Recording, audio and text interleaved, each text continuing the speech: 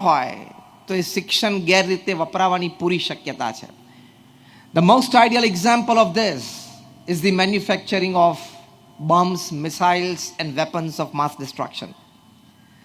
આ બોમ્બ અને મિસાઇલ બનાવે છે બધા અભણ લોકો નથી, એ ખૂબ ભણેલા છે, વૈજ્ઞાનિકો છે.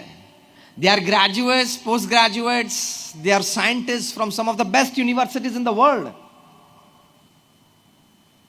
એટલે શિક્ષણ એ લોકો પાસે ઉત્તમ છે, પણ એને સંસ્કાર પ્રાપ્ત નથી થયા નાનપણથી કે મારે મારા શિક્ષણનો ઉપયોગ, મારી બુદ્ધિમત્તાનો ઉપયોગ એ માનવ જાતને સુખી કરવા માટે વાપરવાનો છે. એ સંસ્કાર નથી પડ્યા ને. તમને આશ્ચર્ય થશે કે અત્યારે દુનિયામાં 30,000થી પણ વધારે વૈજ્ઞાનિકો રોજ 12, 14 અને 18 કલાક પોતાની લેબોરેટરીમાં કામ કરે છે શસ્ત્રો બનાવવા માટે. આ 30,000 વૈજ્ઞાનિકોને સંસ્કાર હોત અને કોવિડ દરમિયાન, કોવિડ શરૂ થયો 2020 માર્ચમાં રાઉન્ડ અબાઉટ, એ વખતે આ કોવિડ ઉપર સંશોધન શરૂ કર્યું હોત તો આખી પૃથ્વીના 1.5-2 વર્ષ બગડત નહીં. પણ એને સંસ્કાર નથી, જેને ચોખ્ખી દેશી ભાષામાં આપણે બોલીએ છીએ ભણેલા ભૂત. એટલે they have the best of education from some of the best universities in the world, but they are the least on values and virtues of life, જેને આપણે સંસ્કાર કહીએ છીએ. કારણ કે માતા પિતાએ પણ રસ ના લીધો અને શૈક્ષણિક સંસ્થાઓ પણ ખૂબ જૂજ છે જે આ બાબતે જાગૃત છે. તો પ્રથમ મોટી જાગૃતિ છે એ ઘરેથી શરૂ થવી જોઈએ. મા બાપ તરીકે આપણી જવાબદારી છે. કેમ કે પ્રથમ 2.5, 3, 3.5, 4 વર્ષ બાળક ઘરમાં સમય વિતાવે છે. અને according to a Harvard university study, the first cuss words that the children learn is from their parents and especially from their mothers. Harvard યુનિવર્સિટીનો આ સર્વે છે કે બાળકો પ્રથમ ગાળો બોલતા ક્યાંથી શીખે છે. તેના સર્વે પછી નક્કી થયું કે માતા પિતા પાસેથી શીખે છે અને એમાં પણ પોતાની માતા પાસેથી શીખે છે. એનો પ્રત્યક્ષ પ્રસંગ મેં પણ એક અનુભવ્યો છે.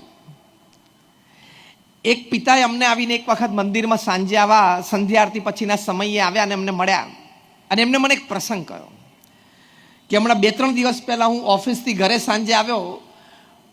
મારો લગભગ 3.5 વર્ષનો નાનો દીકરો જેવો હું રૂમમાં એન્ટર થયો એટલે મારી સામે હાથ લાંબો કરીને આમ સાહજિક બોલ્યો, જો તોફાની આવ્યો. એટલે કે મને બહુ આશ્ચર્ય થયું. પણ એ ક્યાંથી શીખ્યો? તો એના માતા ભલે વાલથી બોલાવતા હતા, એક એક્સપ્રેશન ઓફ લવ હતું કે જો તોફાની થઈ ગયો છું, અને આમ ટપલી મારે, તોફાની છું, આ તોફાની આવ્યો. પણ એ શબ્દ એને પકડી લીધા. એવો જ એક અનુભવ અમારા એક સંતને થયેલો. એક પિતા એના ટીનેજરને 12-13 વર્ષનો છોકરો હતો એને લઈને મંદિરે આવ્યા અને કહ્યું કે સ્વામી મારે જરા બેસવું છે આપની સાથે.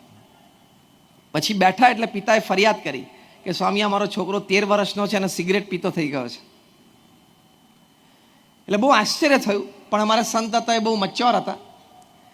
એમણે પહેલાં એ પિતાને પૂછ્યું કે તમે સાંભળેલી વાત કરો છો કે તમે જોયેલી કરો છો? તો કે મેં નજરે જોયું છે, અમારી આંખ પણ મળી હતી, એ શર્મિંદો થઈ ગયેલો, સિગરેટ ફેંકી દીધી હતી, એ દ્રશ્ય થયેલું એને પૂછ્યો. એટલે પેલા બાળકે કહ્યું કે હા. અમારા સંતે પેલા પિતાને પ્રશ્ન પૂછ્યો કે તમે સિગરેટ પીવો છો? તો કે હા. બીજો પ્રશ્ન પૂછ્યો, તમે ઓફિસમાં ને ઘરે, એટલે કે ઘરે સિગરેટ પીવો છો ઘરે બેઠા હોય ત્યારે? તો કે હા. ત્રીજો પ્રશ્ન પૂછ્યો કે કોઈક વખત તમે ઘરે બેઠા હો અને તમને સિગરેટ પીવાનું મન થાય અને સિગરેટ ખલાસ થઈ ગઈ હોય, તમે આ છોકરાને કોઈ દિવસ પાનના ગલે સિગરેટ લેવા મોકલ્યો છે? એટલે એના પિતાએ કહ્યું કે હા. અમારા સંતે કીધું ચેપ્ટર એન્ડ્સ. એણે તમને સિગરેટ પીતા જોયા, તમે એના પાનના ગલ્લે મોકલ્યો એટલે એના પગ એ તરફ વળ્યા. હવે છેલ્લો જે કાર્યક્રમ બાકી હતો એ જાતે કરી લીધો. એટલે હાર્વર્ડ યુનિવર્સિટીનો આ સ્ટડી, આ સર્વે સાચો છે that the first cuss words or the non-usual habits, damaging habits that the children learn is from their parents.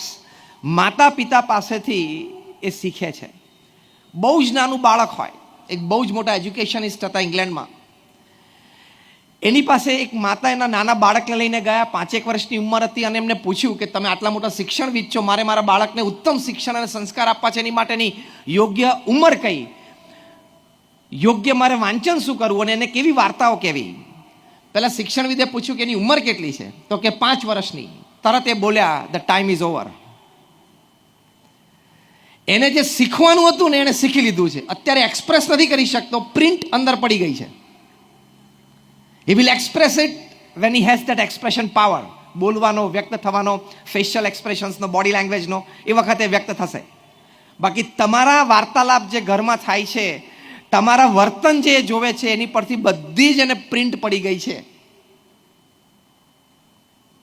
એટલે પહેલા જાગૃતિ મા બાપે રાખવાની છે. તમને એમ લાગે કે બાળક નાનો છે, 1.5-2 વર્ષનો છે, 6 મહિનાનો છે, એ કંઈ સમજતો નથી, સાંભળતોય નહીં હોય, એનું ધ્યાન પણ નહીં હોય આપણા વાર્તાલાપ ઉપર, એ કંઈક રમકડાથી રમે છે. You are wrong. નાનો બાળક છે ને, એને ખબર છે ને બધી જીબી ફ્રી છે, આપણી ભરેલી છે યુટ્યુબ અને વોટ્સએપથી અને ફેસબુકથી આપણી બધી જીબી ભરેલી છે. એની તો ફ્રેશ એન્ડ ક્લીન છે. Whatever he or she looks at gets printed. Whatever he or she listens gets recorded.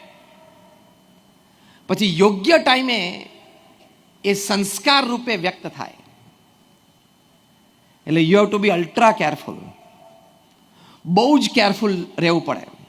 જો તમે તમારા સંતાનોને સંસ્કાર નહીં આપો તો એક દિવસ એવો આવશે કે તમારે સંપત્તિ અને સંતતિ બે ખોવી પડશે. એવા સેંકડો પરિવારોમાં અમે પણ જોયું છે અને તમે પણ જોયું હશે.